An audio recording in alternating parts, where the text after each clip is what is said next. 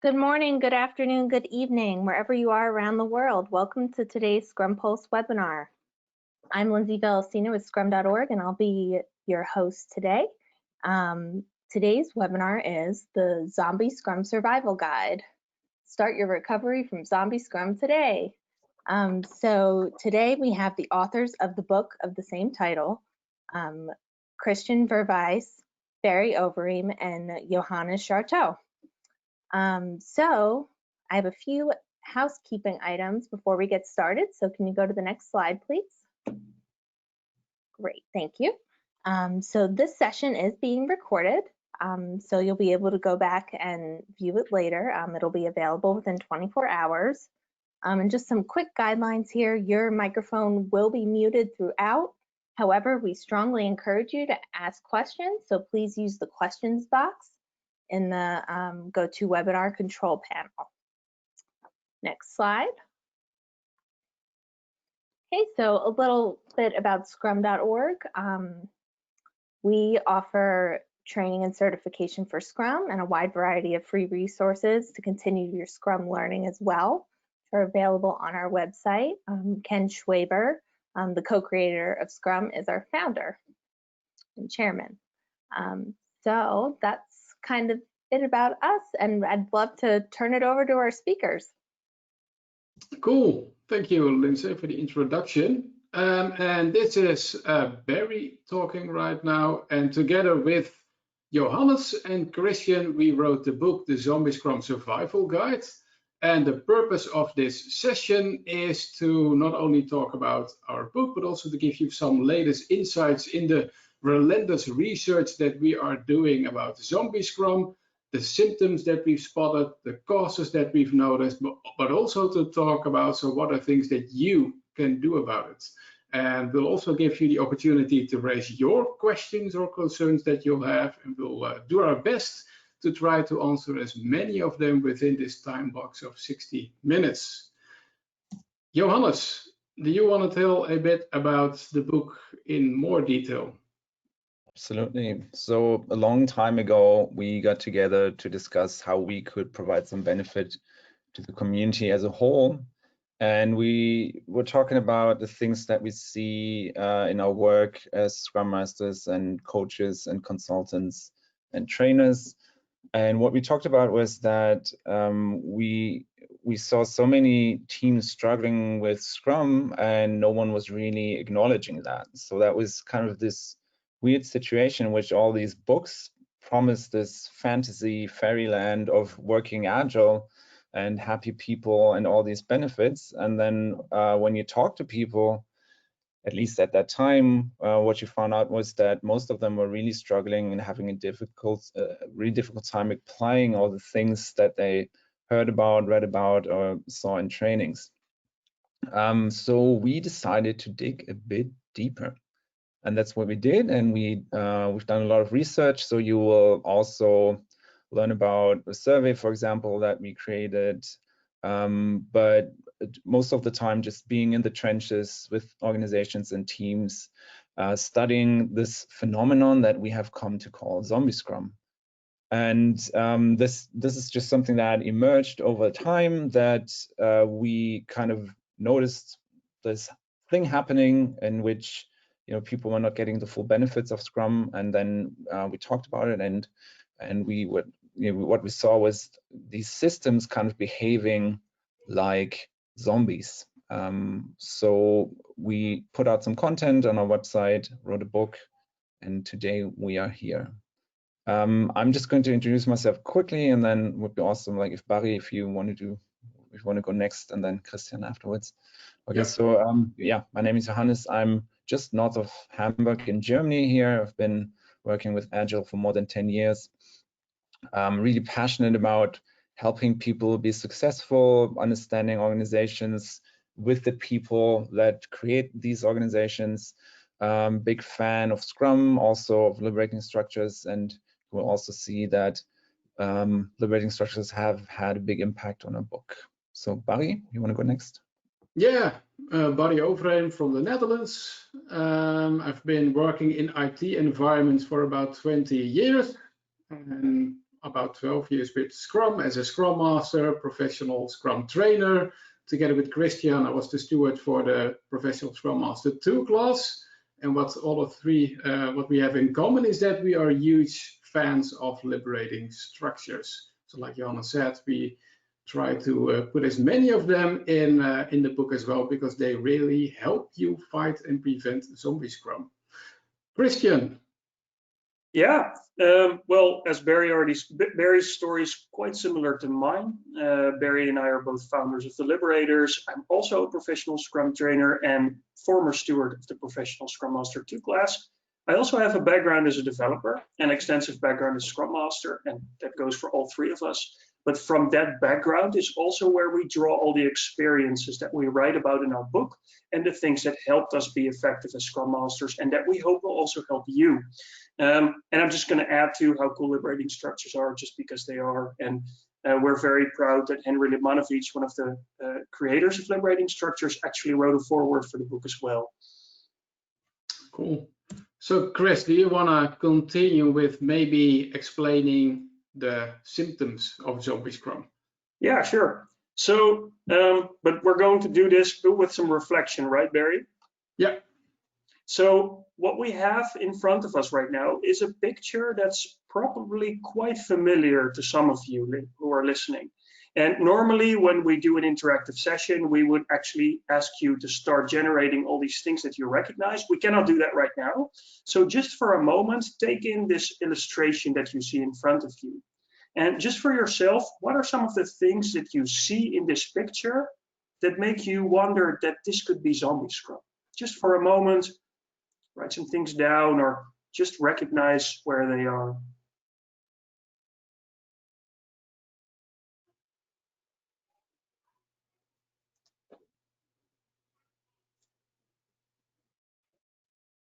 I see Johannes is pointing his finger. So maybe Johannes, you already have one. You found one.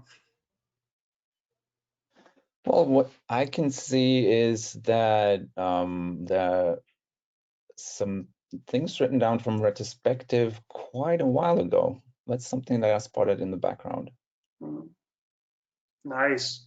And I'm also seeing what's quite obvious because I'm assuming product owner says it, but I forgot to invite the stakeholders. No stakeholders present. And Barry, what do you recognize? Something that you see in the picture? Yeah, it doesn't really seem like an appealing sprint goal. So my assumption is that they don't have a sprint goal, or it is to turn out as a zombie. And something crucial is missing. And it's something that we describe as the beating heart of Scrum, because I see that there's nothing done. There's no done increment, no done software. There's nothing in the done column. And do you see anything else, Chris? Well, there is apparently there's no improvement taking place. There's a Scrum certificate in the background with a spider web over it. It's not very fresh, apparently. Everyone has their microphones on, tuned into their own tasks. These are a lot of the symptoms that we see in organizations where zombie Scrum is going on.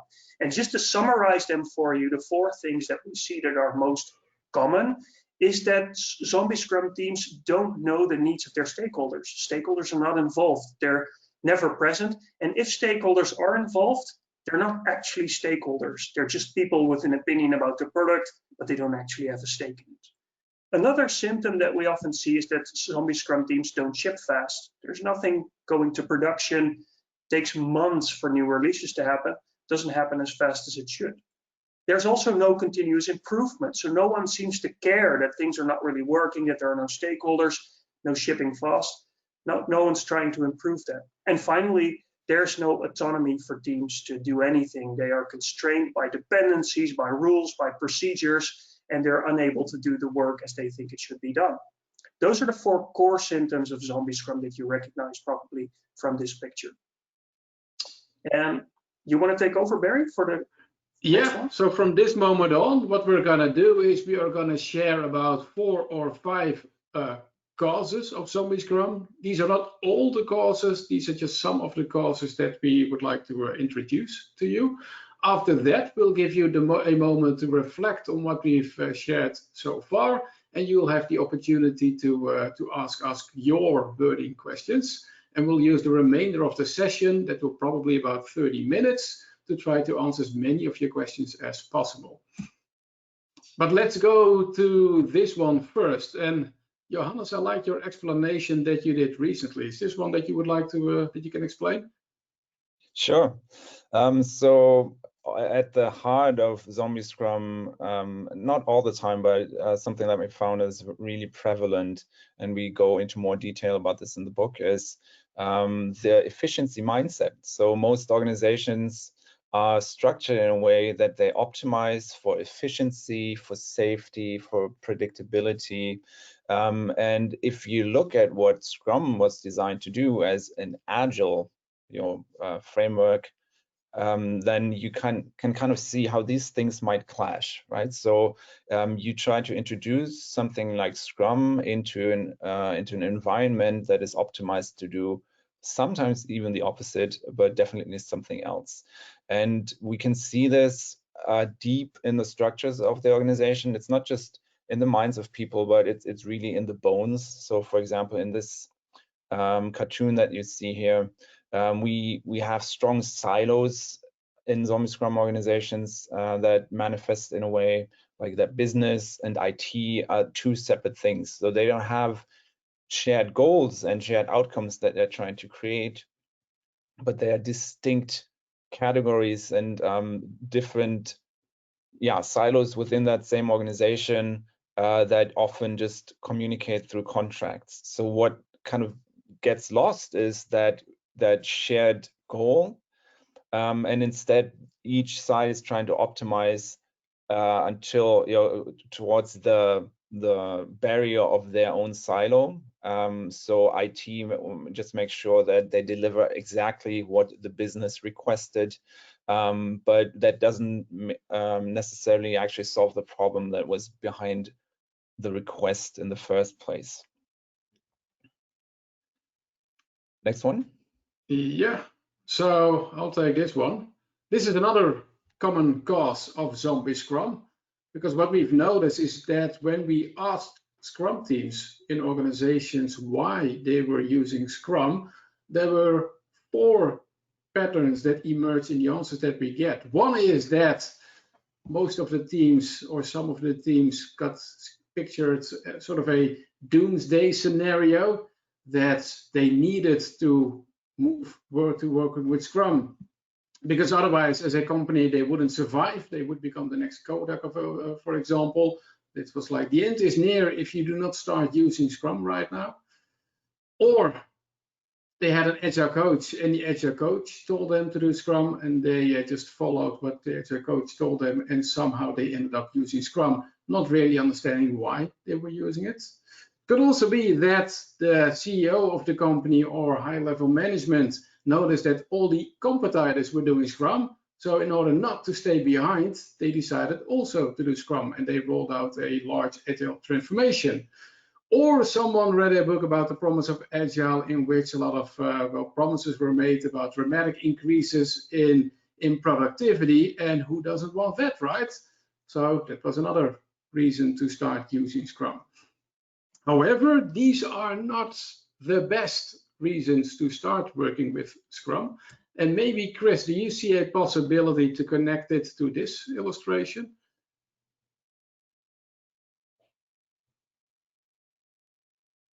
Chris, are you still there? We can hear you. I was muted.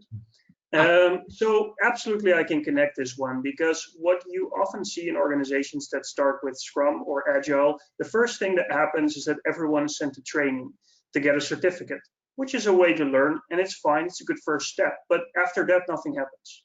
Maybe a few roles change, a few titles of roles change. Maybe the structure, names of departments, names of teams are changed, but then it ends. And that's not how it's going to work. That's what's going to create Zombie Scrum. Something that only looks like Scrum from a distance. You recognize some of the roles from the Scrum framework. You recognize the artifacts and the events. But the general purpose of why we're actually working with Scrum, nobody knows. And ultimately, that's where things go wrong. Yeah, because what we then also see happening is, well, people walking around like a bunch of zombies in the organization. Johannes, can you connect this one to, well, maybe efficiency, effectivity, etc.? Yeah, so if we're not really aware of the true reasons for using Scrum or trying to become agile, we generally want to use these things to solve some kind of problem, to create some kind of benefit for our organization. And if we're not, what most organizations tend to do is they tend to emphasize output over outcomes, right? So you see that often in metrics that they're using, that in this example that you see here, the team is measuring the velocity and maybe the Scrum maturity, but in the background, what maybe matters even more, the customer satisfaction and the way the organization interacts with the market. Those are things that they might not be paying enough attention to, right? And so, yeah, I think I don't. Anything you want to add, Christiaan? No. Well, maybe one. Can I add one thing? Because Yeah, that's always nice to mention is if you look the metrics on the left side of this slide, you can do a really good job on those metrics and still horribly fail on the ones on the right side. And I think that that's the core thing. But the other way around is much harder. So that's always a nice way to make you think about what metrics are useful for you.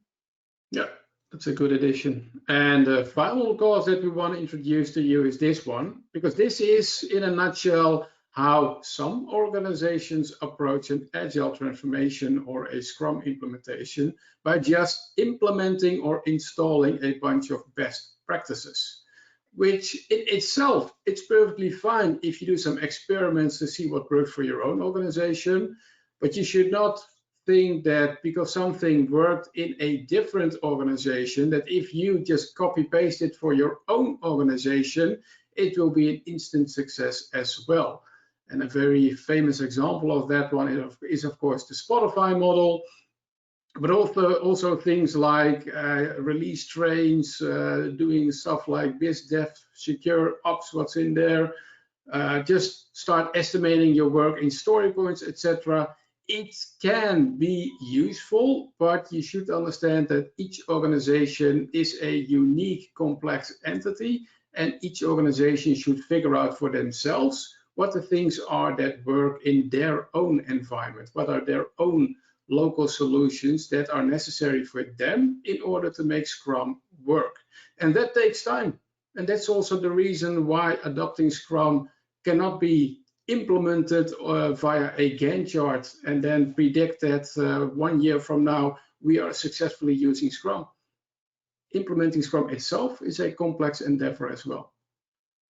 So Johannes and Chris, before we are going to move over to give the participants the opportunity to do some reflection about the symptoms and causes, or about Zombie Scrum, is there anything that you would like to add?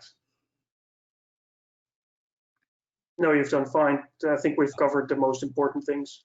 I just want to add that so these things are more prevalent than you might think, and we just want to express our empathy with the people affected by these systems, right? So it's not our intention just to make fun of these, but just to really point out and show something that most people won't talk about. What we found is that individuals feel often isolated, or they believe they're the only ones having these problems, and then we talk about it and they're like, oh, so that's what other people experience as well. And that's really important, that it's not just you, it's not just your system, it's something that happens very often, and you're not alone, there's help, and we're going to get into that. Yep. So we're gonna give you the opportunity for about 30 seconds of individual reflection. We've got 3 questions prepared for you. Make sure that you grab a piece of paper and a pencil, a pen or a marker, something to write on, something to write with. Yes, I can see that everyone has done it. Excellent. So here's the first question. What are the symptoms and causes of Zombie Scrum that you personally recognize in your own team or organization? So let's take about 10 or 20 seconds to give you the opportunity to write some things down. Go ahead.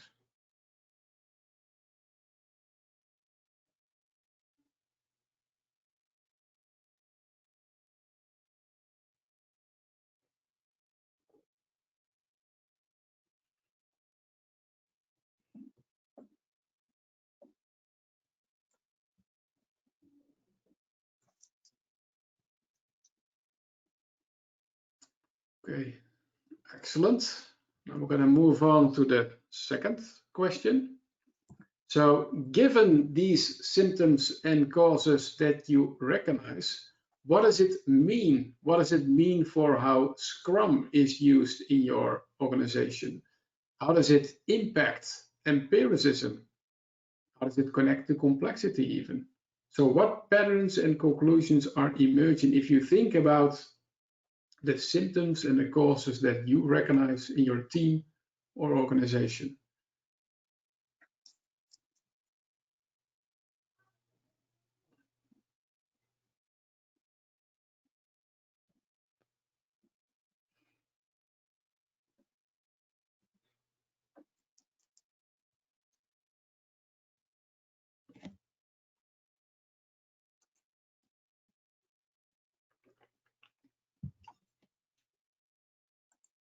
Okay, and now we're going to move to the third and closing question. Now, what questions, thoughts, or concerns do you have about preventing or fixing zombie Scrum? So given the symptoms and the causes that you recognize and how it impacts Scrum in your team or organization, what is a question that you would like to see addressed and have discussed by us? Just write it down.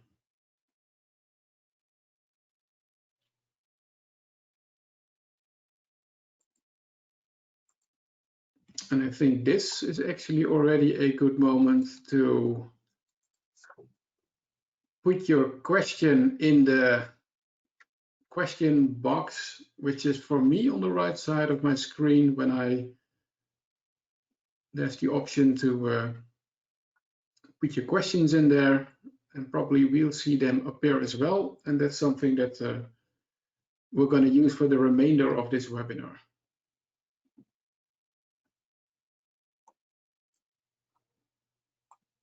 Okay, and I have a question that just came in from Christina to kind of kick off our Q&A here.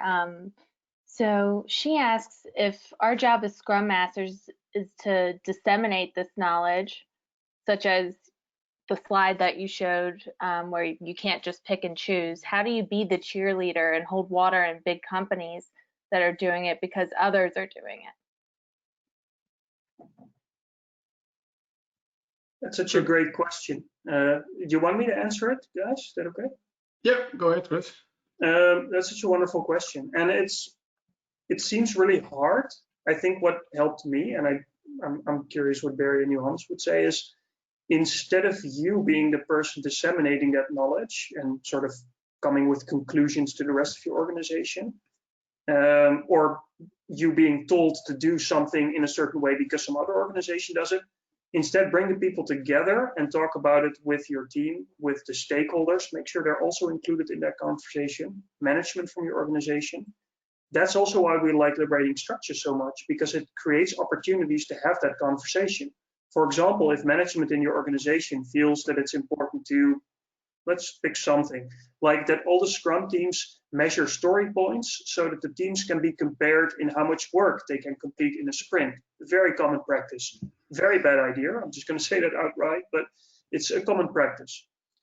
What you can do instead of coming with the best answer as a Scrum Master is bring people together and diagnose what's going on, what's happening because we do this or because we want to do this, what's going wrong because of this, how is this impacting empiricism, and maybe what better alternatives exist to do this, to serve the same need, because there is a need behind it that you may be addressing differently.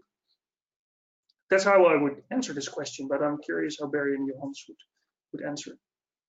Yeah, the way you explain it, Chris, it reminds me of think it's one of our mantras that we like to use. Your role as a Scrum Master, if I would explain it in a nutshell, is to create transparency. So what's going on in your team, what's going on in your organization, and maybe transparency in a way as to shine a light on the spots where it hurts for the team and in the organization. So what are the impediments or the problems that are going on? So on one hand, it's to create transparency. On the other hand, to help your team inspect. And that's precisely what Chris was explaining, to create a setting in which they are really focused on inspecting, like how are we really doing as a team? How are we doing in building a product or delivering value to our stakeholders? So transparency and inspect. And the most important part is, and that's not your own responsibility, but you should really put them in a position that they do something with their insights, so that they adapt, that they change, that things are going to go different in such a way that impediments are being resolved. And what you should prevent is a cycle of transparency, inspect, and ignore, because that's where a lot of zombie Scrum starts to happen.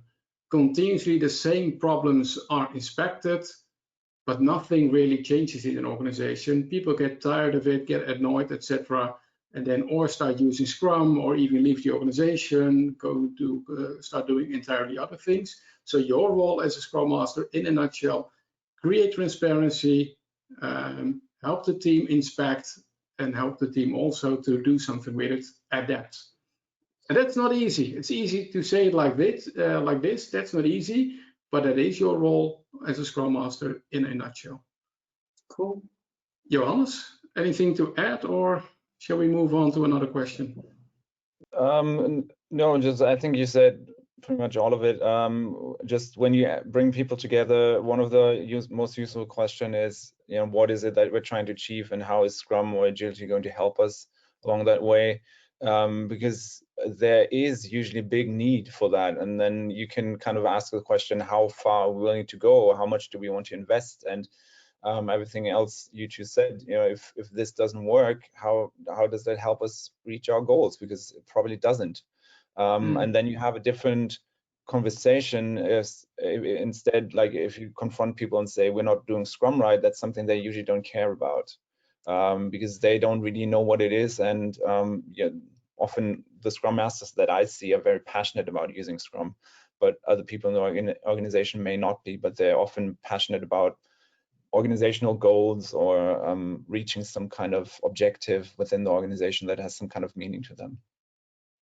I'm just sometimes gonna try to connect what we're saying to illustrations that we created, because that's also probably fun and useful for the people watching this webinar.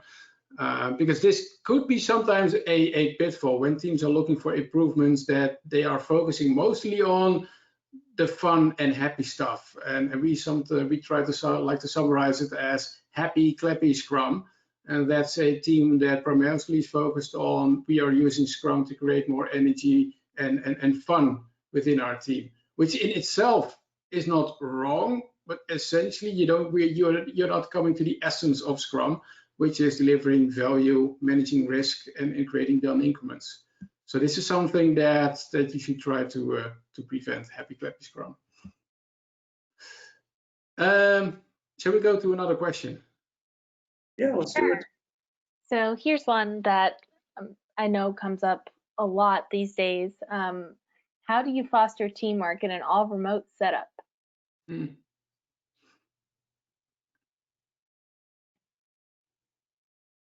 Are you all waiting for me to say something? Yeah, go ahead. Well, in my experience, it makes it more difficult, and especially now that we've been in this slightly isolated state for a prolonged time.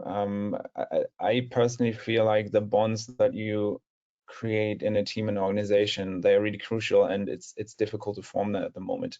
But that doesn't mean it's not possible, right? So they're just generally things that work really well, even in a remote fashion. So we have these 4 categories that the book is structured along, and it really helps you to pay attention to these, and you can kind of go through them one by one and check your team. The Zombie Scrum survey is going to help you do that.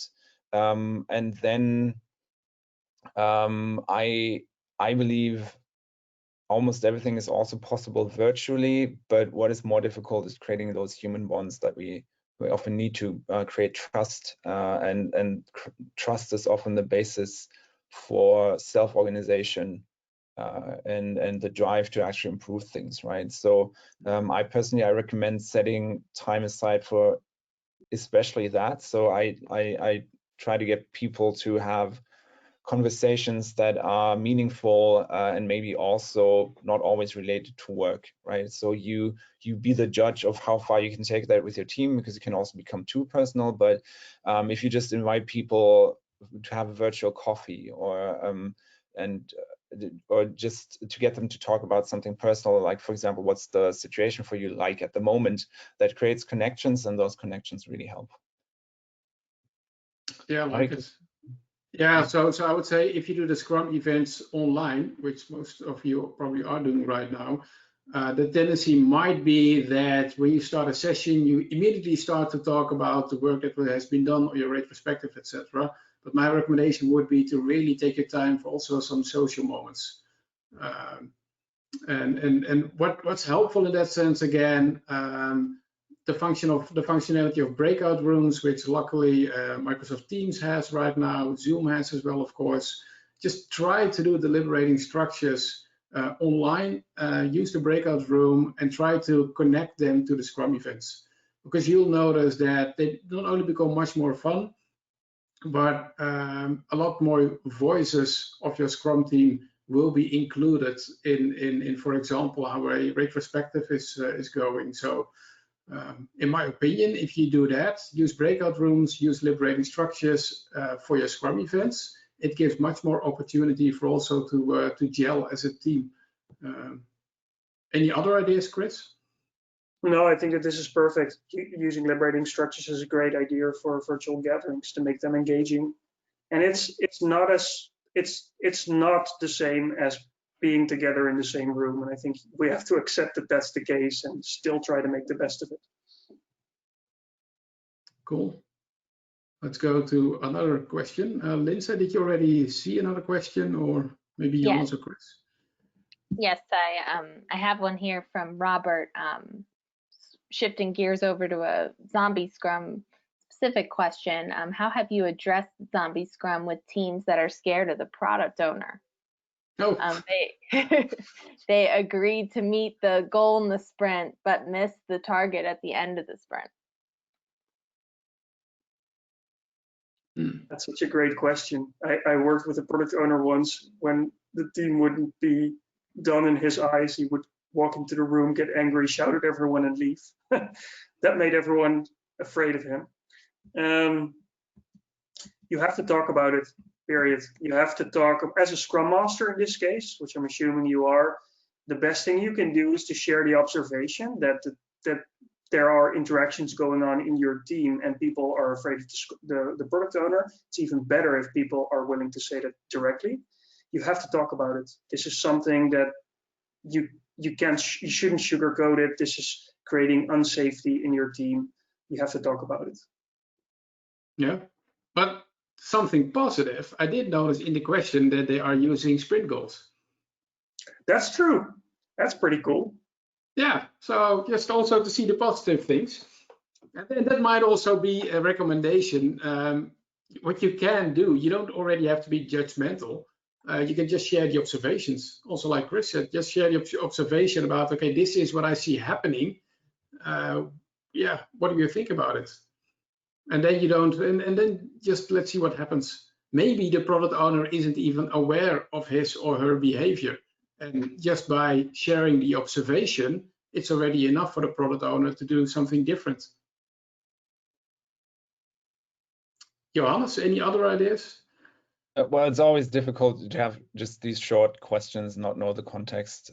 So anything we say is just, kind of a shot in the dark, I guess. But also a conversation that might help is is this the way that we want to work around here, or how does this behavior help us reach our goals, and what are our goals? I mean, often when this happens, there's something in the organization that values pressure or like a focus on overcommitting, and then the question is, where does that come from and how does it help, right? Because it usually doesn't. And what you want to do is to use Scrum to reach a goal, and that should be really at the forefront, and should help you.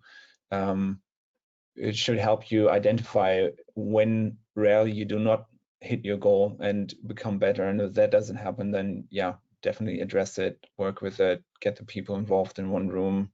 If that's a safety issue, then talk to people individually, and everything else, I think, would need a little more context for us to give some credible answers, I guess.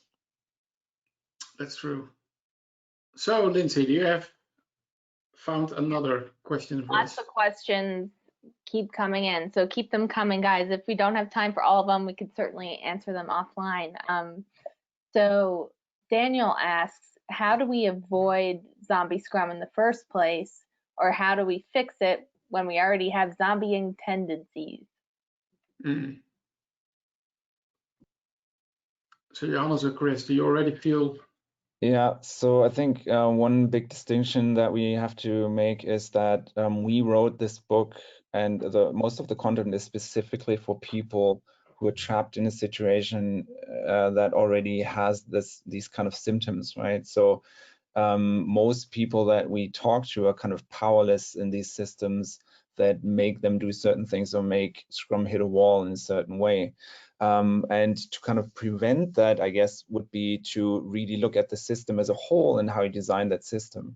And that means, again, coming back to the 4 areas that we identified. So for example, you want to make sure that the teams that are developing product are actually closely connected to the stakeholders, and you have to have a real discussion about what that means, right? So in the book, what we talk about, for example, is that the term stakeholder is often really vague, and most organizations, when you ask people like, who's your customer, who do you develop this for, that's actually not the people using the product or the source of the request or the source of the need. It's often someone in the middle, like Bob from who's a business analyst and who shouts at you if you don't deliver on time, but that's probably not your real stakeholder, right? So if you're in an organization, you're not suffering from this yet, then make sure that that connection is there, and that that incremental loop that Scrum is used for of delivering and then learning from that can actually take place, right? The same goes for shipping fast. So if your company grows and you scale up, make sure that you can still deliver increments all the time, because that's the whole basis for what Scrum is designed to do, right?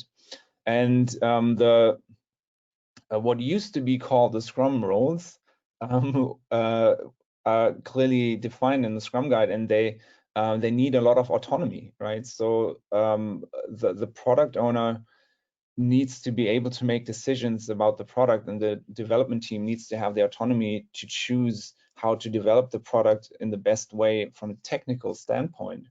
So make sure that this is something you pay attention to all the time.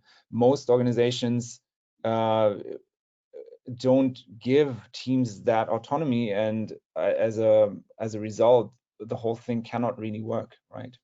So there's more to say about that, but that's like, for me, if you want to make sure you don't get into that trap, those are the 4 areas you need to watch constantly and make sure that you kind of excel in them and design the system around them.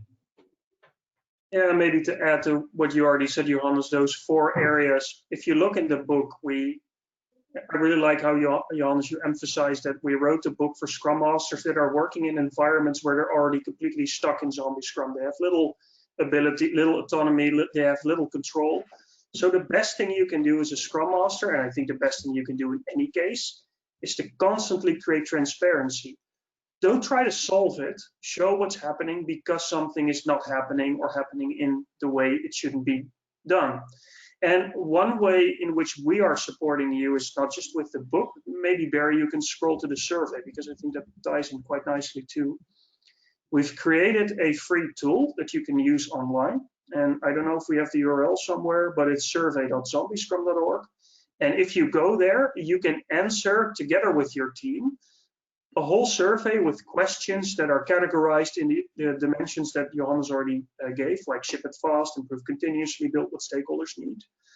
Even better is that at the end, when you filled in the survey with your team, so everyone participated, you get a profile where you get all your scores compared to most teams in the world, most Scrum teams. In this case, I think we have over 3,500 teams that have already participated. What's even better is that you can also invite your stakeholders to participate in the survey too, which makes it possible to see their perspective. And what's really nice is that your stakeholders, as Johannes also said, they're very important because they're your natural allies in driving change in the organization. If Scrum is working well, then those stakeholders will benefit from it. If Scrum is not working well, or it's not possible to do it well, they will lose too. So with this free tool, you can create transparency and then start the conversation with your team, with your stakeholders, with management about what that means and how you can improve it together. Yeah, and just to build on that, in the upcoming months, what we will try to add is to also include the perspective of management and HR and, for example, the sales department, not to have those people judge the team, but to help management, sales, and HR reflect on what are we as management or HR doing in order to support the Scrum team. So I think that will trigger, and that's the whole purpose, to trigger good conversations that will help the Scrum team improve how they are working with Scrum. And like Chris said, it's free, it's anonymous. Our only intention is to help Scrum teams around the world. And maybe as a final answer on the question, I would say it's always good to go back to the purpose of Scrum, to ask yourself, so why did we start using Scrum? Because it could be that you ended up with Scrum for entirely different or more difficult reasons. And this is a comic that we like to explain in order when we work with teams or organizations, when we say, okay, this if you can connect your purpose of working with Scrum to this comic, then probably you are in a direction of healthy Scrum. And let's just read it together. Probably will only take about 10 seconds. So the way we explain the purpose of Scrum is because in complex work, more is unknown than known. And you discover the unknown by releasing done increments early and often. And with these increments, you validate assumptions and you learn what is needed and avoid the risk of spending time and money on the wrong things. As a result, you can deliver more value to your stakeholders sooner. And what I personally like about this illustration is that it doesn't mention Scrum or Agile at all. And that is sometimes also helpful in organizations where using the word Scrum or Agile triggers an allergic reaction or response.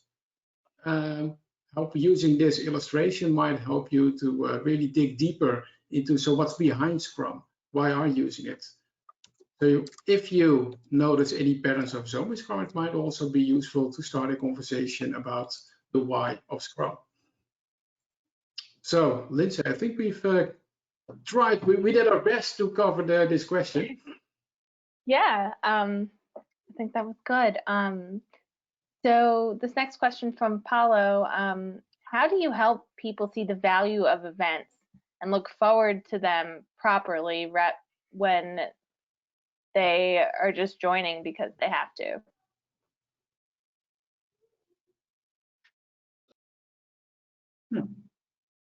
So who would like to start? So I'm just going to start with a really small and simple thing, but most people don't do it. It's really nice to start each Scrum event with the purpose of the event. You know, why did we gather here and what are we trying to achieve today? And if you just do that, then people often just pick it up naturally and go like, oh yeah, that makes sense. I'm on board, because if they sit there wondering what this is all about and they don't see any benefit for them or any kind of valuable outcome for them, then of course they're not going to get involved in any way. So real simple, just state the purpose in the beginning. We gathered here right now to inspect our product increment and talk about what needs to be done next, or something like that, and that really helps. Yeah, I think it's also one of the experiments in the book, right? That we explain how you can do this as a Scrum Master, how you can start with the purpose with each event. Sorry, go ahead, Barry. No, that's fine. That's fine. I would say also involve the entire team in how the event is conducted, and really listen to them and do some experiments that make it valuable for them, especially with these online. If you do the Scrum events online nowadays, and for example, your sprint review used to take 1.5 hours or 2 hours, just switching it online and doing it the same as you used to do it probably won't be a success. People will be disengaged, voices will be lost, etc. So just make sure that you involve the entire team, and once you explain the purpose, ask them, okay, so how could we organize this event in such a way that it is and fun and valuable, and we will achieve the purpose of the Scrum event.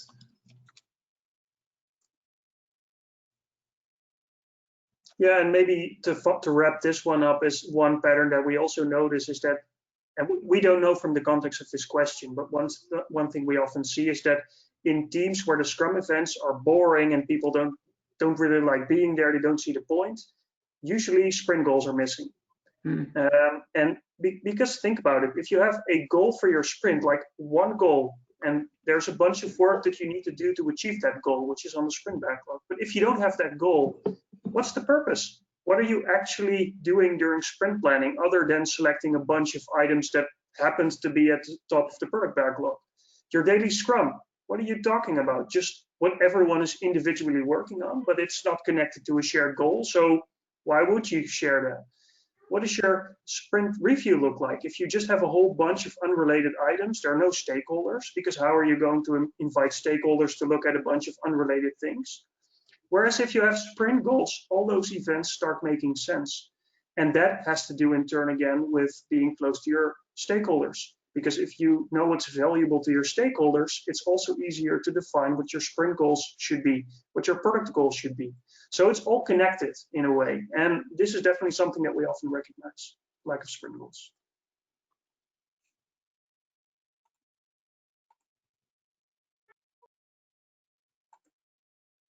And that was it. Great. So this next question, there are a few people that submitted very, very similar questions. So hopefully this will answer all of them that came in on this topic. How do we avoid zombie Scrum, where management teams and directors focus on velocity and not at the product goals and outcomes and value created during the sprint? Management is enormously focused on delivering and predictability. Oh man, I love those conversations, but you gotta have them. You just, like, ask, how is this metric going to help us, and in what way? So if you see this metric move up, what action does that follows from that? Or if this metric drops, what happens then? And Barry and Christiaan, you correct me if I cannot say this on Scrum.org webcast, but it's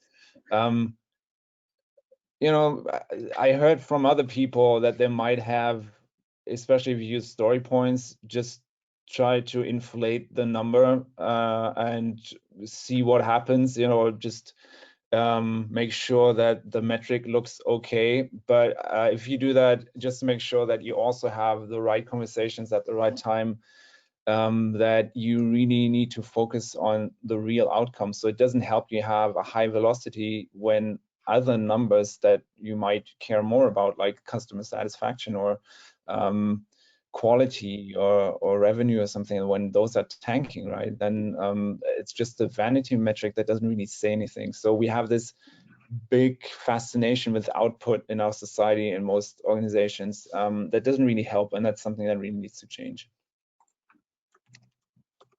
And just to build on that, what Scrum can do for you, if you use it correctly, is to manage risk, maybe even to mitigate risk and to deliver value sooner. I think in essence, that is what management wants.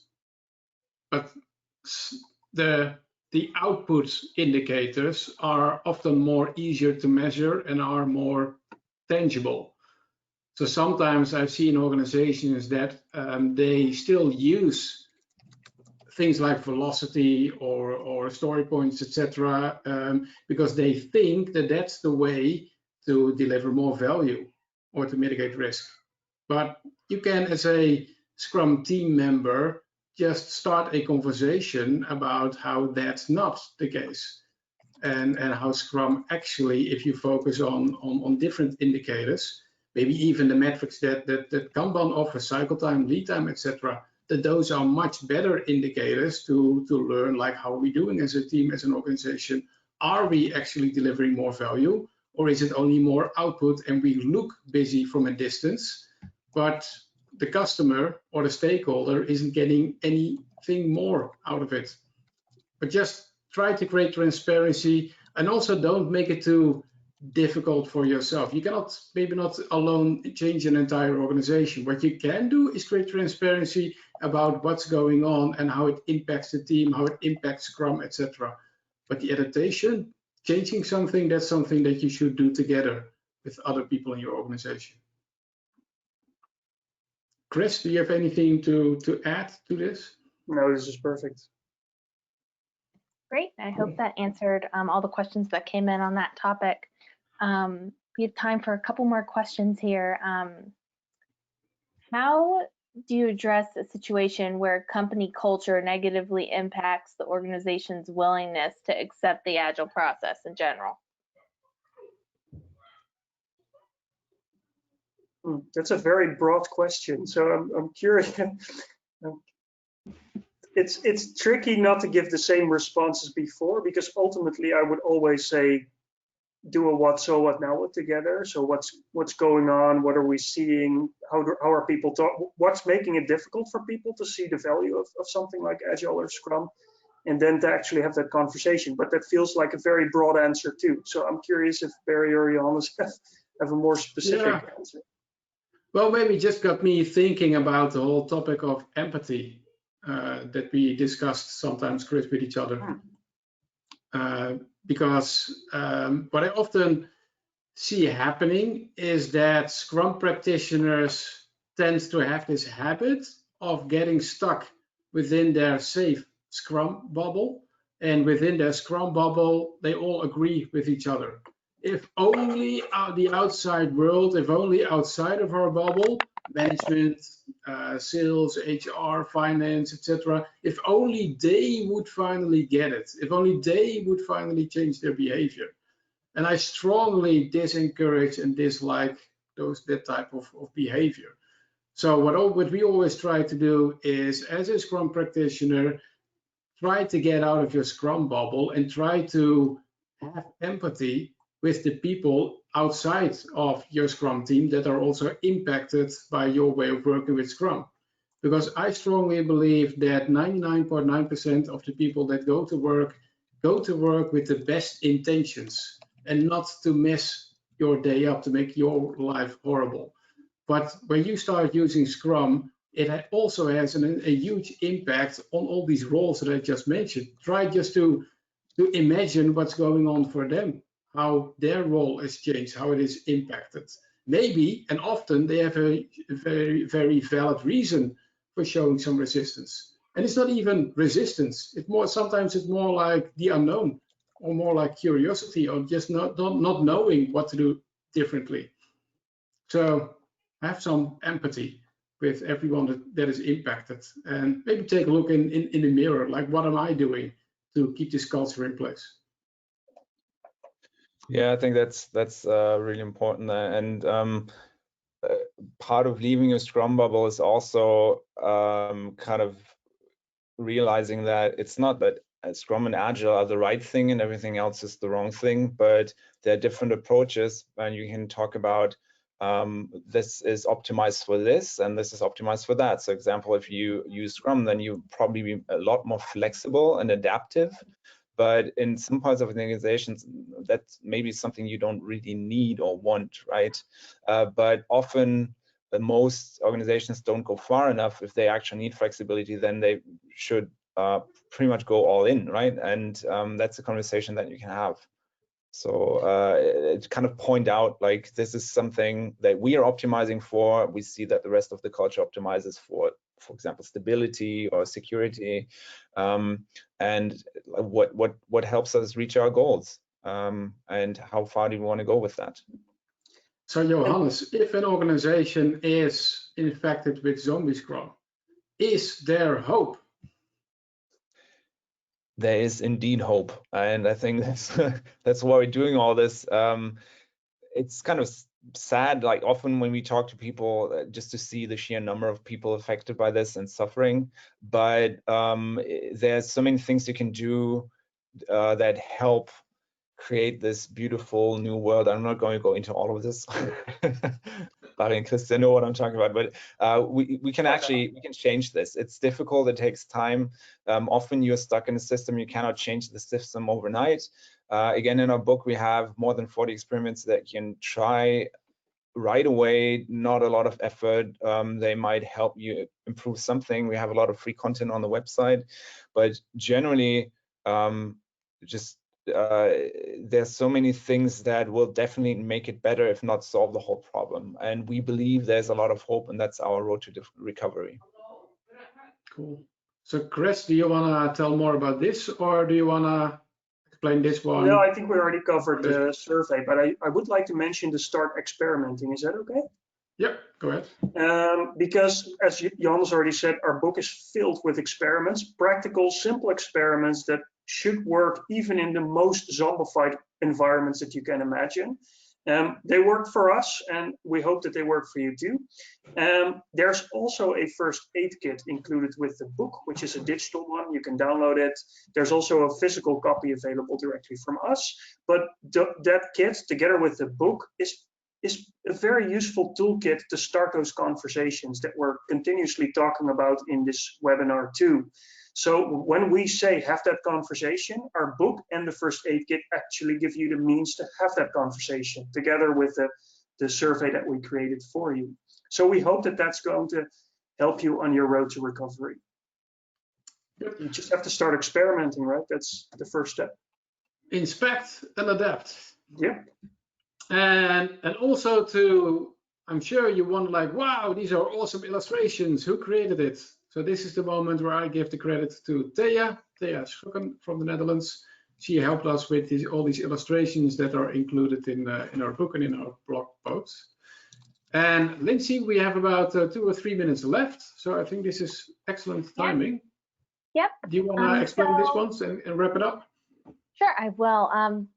Thank you everyone for all of the questions. There are quite a few questions we did not get to. So I will share those with our speakers, and they can get back to you offline with those. So just to wrap up quickly, we always want to encourage you to continue your learning. So please check out the learning paths on the Scrum.org website. There's lots of great materials there, videos, white papers, different learning paths for the different roles within Scrum, and also one for leaders. And can you go to the last slide, please, Barry? And please stay connected with us through our forums and our social media channels, and our Scrum Pulses, which we run a couple times a month. So thank you everybody for joining. Thank you, Barry, Christiaan, and Johannes. This was a great discussion, and we look forward to doing it again sometime. Definitely. Thanks for giving the opportunity. Thanks everybody for joining. Thanks everybody, and take care in your recovery. Good luck. Bye-bye. Don't lose hope. Bye everyone. Bye.